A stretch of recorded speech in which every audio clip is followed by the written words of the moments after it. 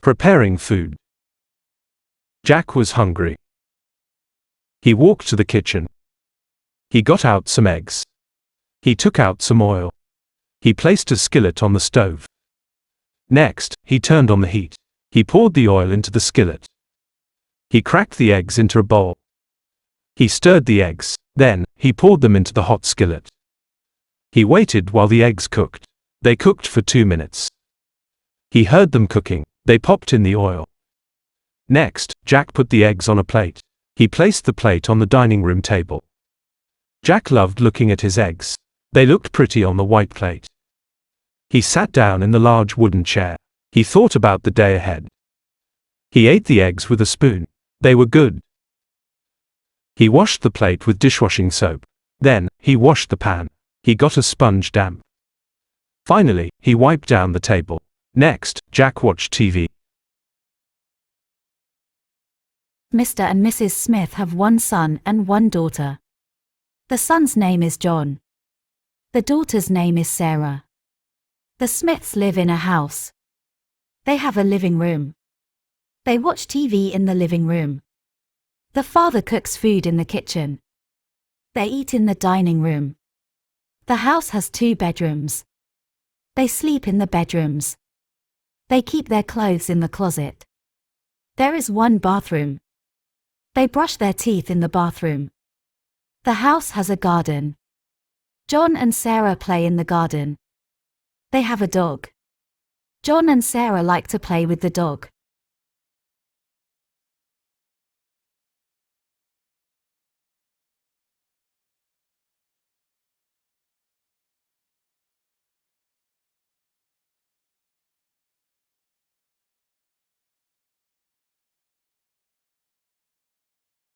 Going to a restaurant. Sandra and Paul are at a steak restaurant. A waiter greets them. Do you know what you would like to drink? The waiter asks. Water and orange juice, Sandra says. Thank you. Here are your menus, the waiter says. The waiter brings water for Paul and orange juice for Sandra. What would you like to order? The waiter asks. I would like a 12-ounce steak and mashed potatoes, Paul says. The same thing, but with green beans, Sandra says. And 2 orders of garlic bread, Paul says. Great, you should have it in soon, the waiter says. The waiter returns after an hour. Sorry for your wait. Here are 2 orders of 12-ounce steaks with mashed potatoes and garlic bread, the waiter says. I asked for green beans with mine, Sandra says. I'm sorry, I'll get those for you, the waiter says. The waiter quickly returns with Sandra's green beans.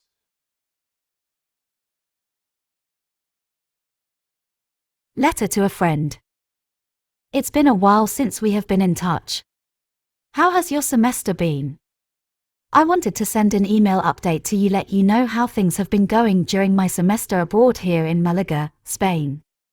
I've already been here for 6 weeks, and I feel like I am finally adapting to the culture. I'm also speaking the language more fluently. I arrived during the first week of September. The weather has been very nice. Even though it's October, it's still rather sunny and warm.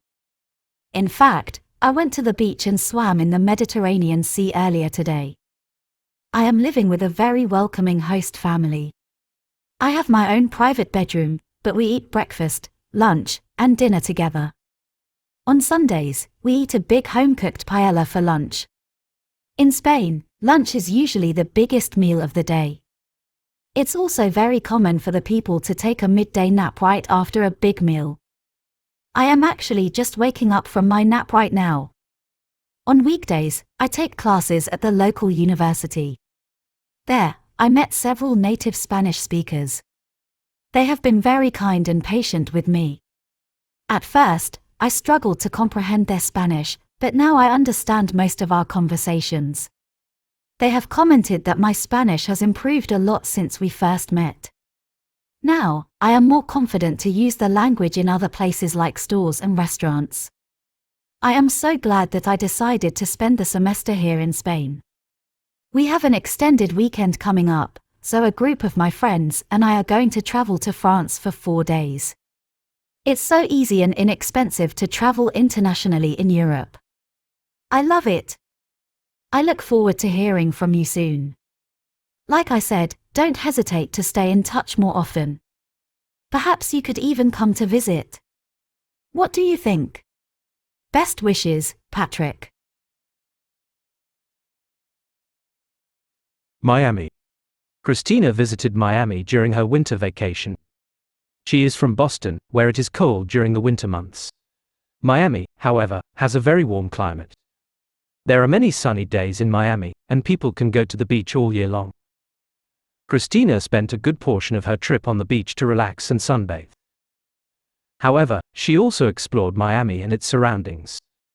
Inspired by Miami's proximity to the ocean, Christina visited the Miami Seaquarium to learn about marine life. There, she watched a show using trained dolphins, killer whales, and other aquatic mammals. She took a lot of pictures of the sea creatures jumping out of the water and performing tricks. Christina also took an excursion to the Everglades National Park. This park is a protected area spanning 1.5 million acres. Because the park is mostly swampland, it is home to many reptiles. Native animals include snakes, alligators, and crocodiles. The park is also great for birdwatching. Christina enjoyed hiking the trails in the Everglades and observing the wildlife in its natural environment. When Christina returned to the city, she visited Little Havana. This is Miami's Cuban neighborhood. Christina could see that Little Havana's people demonstrated a lot of pride for the Cuban heritage. There were many outdoor shops and vendors, live musicians, and the Cuban cuisine was delicious.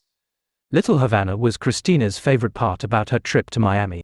This neighborhood made Christina feel like she had traveled to Cuba without ever having to leave the United States. My name is John. Hi. Nice to meet you. My name is John Smith. I am 19 and a student in college. I go to college in New York. My favorite courses are geometry, French, and history. English is my hardest course. My professors are very friendly and smart. It's my second year in college now. I love it. I live in a big house on Ivy Street. It's near the college campus. I share the house with 3 other students. Their names are Bill, Tony, and Paul. We help each other with homework. On the weekend, we play football together. I have a younger brother. He just started high school. He is 14 and lives with my parents. They live on Mulberry Street in Boston. Sometimes they visit me in New York. I am happy when they visit. My mom always brings me sweets and candy when they come. I really miss them, too.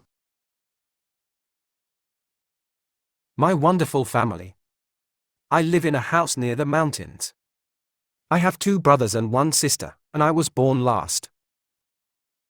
My father teaches mathematics, and my mother is a nurse at a big hospital. My brothers are very smart and work hard in school. My sister is a nervous girl, but she is very kind. My grandmother also lives with us. She came from Italy when I was 2 years old. She has grown old, but she is still very strong. She cooks the best food. My family is very important to me. We do lots of things together. My brothers and I like to go on long walks in the mountains. My sister likes to cook with my grandmother. On the weekends we all play board games together. We laugh and always have a good time. I love my family very much. Numbers. Most individuals don't think about numbers or numerical representations of quantity, but they play a major part in everyday life. To be sure, numbers determine the time individuals will wake up in the morning, how much money employees earn per hour, what day of the year it is, and much, much more. Additionally, numbers impact everyday living on a much smaller scale. In the grocery store, for instance, numbers determine products' prices, the amount of a product available for purchase, how much money will need to be paid for products, and a whole lot else. To understand larger and more intimidating numbers, interested persons first need to understand basic numbers, or numbers from 1 to 10, as they comprise each and every advanced number, or a multi-digit number that indicates a larger amount, quantity. Dr. Klein. Good morning, Cecilia. How are you feeling today? Cecilia. I do not feel very well, Dr. Klein. I hope that you can treat my illness. Dr. Klein. I'm sorry that you feel very sick. Tell me some of your symptoms so that I can give you a proper diagnosis. Cecilia. I have not felt well since yesterday afternoon. The symptoms began with a headache and a gradual sore throat. I drank tea with lemon and honey, and I went to bed early. However, I am extremely exhausted, and I don't feel any better today. Dr. Klein. I have seen these symptoms recently in some of my other patients.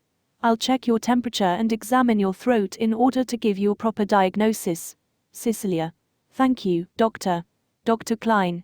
Open up and say ah, Cecilia. Ah.